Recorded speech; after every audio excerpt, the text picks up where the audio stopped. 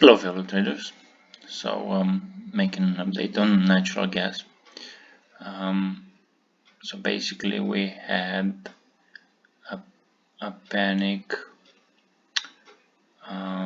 last week, but we didn't close lower. So that means I think it's just a reaction. It's still like on the weekly level might go down, but on the daily level what I'm seeing is we had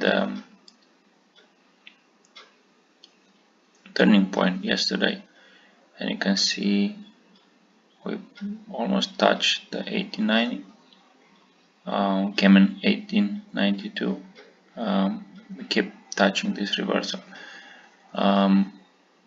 It's either we're gonna go and close below it, or if today we're not making the lower than 18.8, then we might see a good move here, but that's just on a daily basis.